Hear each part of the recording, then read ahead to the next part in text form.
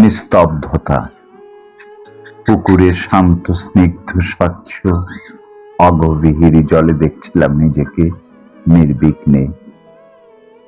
ওপর থেকে নিঃশব্দে একটি পাতা জলের ওপর পড়ে হালকা ঢেউ খেলে যায় প্রতিবিম্বে।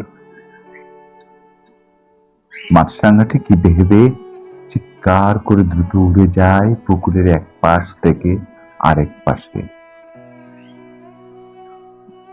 তীব্র গরমে একটা কুকুর হঠাৎ হন হন করে ভয়হীন জলে নেমে দাঁড়িয়ে থাকে নির্বিকার, জিভ বের করে হাঁপায় অনর্গল।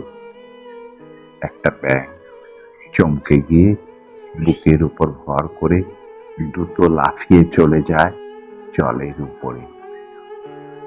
নিস্তব্ধতার মাঝেও কি এক ব্যস্ততা, যেন আমি এখানে আগন্তুক, বাকি সবাই বিরক্ত আমার উপরে।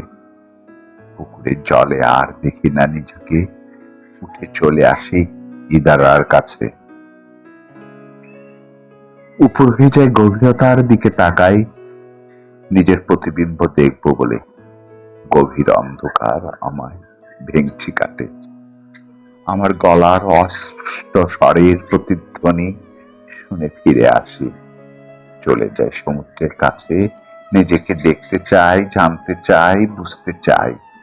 এলোমেলা হওয়া আর সমুদ্রের অশান্ত ঢেউয়ে দেখা হয় না নিজেকে।